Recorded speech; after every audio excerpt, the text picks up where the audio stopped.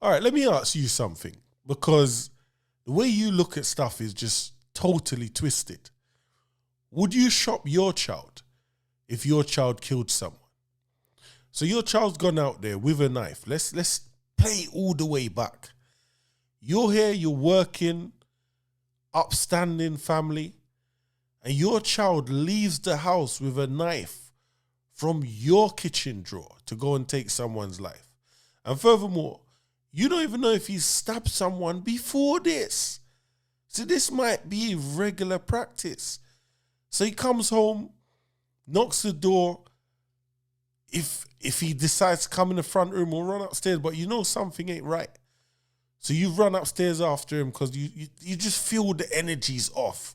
When you've gone up there, he's covered in blood, vomiting on the floor, because that's what happens. A lot of people have told me when they've killed someone, their body just overtakes them. They can't even control it. And 9 out of 10 of them just start throwing up because of the reality of what they've just done, or waiting to find out if they've killed the person. So you've gone up there, your son or daughter's covered in blood, and you're saying to him, what's happened? They can't even talk. They can't even get the word out. But he says to you, I've killed someone. You're then in shock, because as a normal parent, you should be in shock. Unless you are also in gangster behavior yourself. Would you then call the police? Or would you then be thinking, how am I going to help my son or daughter clean up this murder? Because I've seen this now as a regular practice where parents are burning their children's clothes, smashing up their mobile phone, quick to buy them ticket to come out of the country. They've just killed somebody else's child. And I think one of the most darkest things is when murderers are still on the street, because we have to talk about that today. Don't be fooled when you hear, oh, this person's been convicted of murder and they've got 25 or 18 years. A lot of the time, they are taking the rap for their friend. Facts. And I'm talking about, there's a rule on the streets where it says, if you get caught, keep your mouth shut, hold the bird. So there's a lot of people out there on the streets now as we speak that have killed 1, 2, and sometimes 3 people.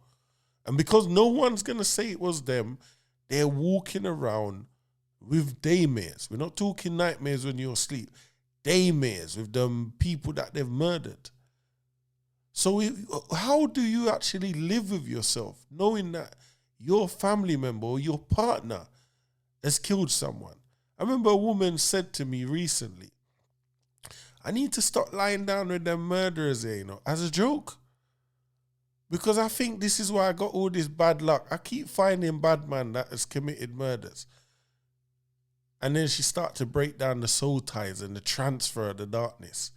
So your son or daughter kills someone, you cover up that murder. Let's say, play devil's advocate for a minute here. You successfully help them get away with the murder. How do you then live for the rest of your life, especially when you're seeing that family broken on the TV and posters going around about the murder and how the mum's feeling and they want justice, and then because there's a lot of families out here that have never got justice and might never get justice for their children because nobody's gonna say who's killed them. And you live with yourself knowing that your son or daughter has killed someone. I just don't get it. And this is where we're different. Because if my son kills anyone, I'm calling the police and care what no one says. Calling the police straight away. Furthermore, you go turn yourself in. You've just turned off somebody else's child. Someone's had to carry that child for 9 months, feel them moving inside of them, give birth, even if they've given them up for adoption, fostered them, whatever it is.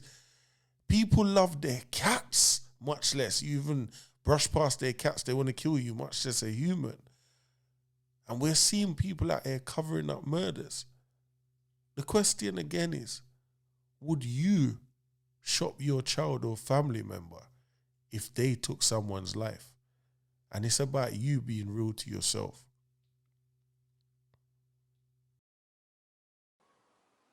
My channel is the truth.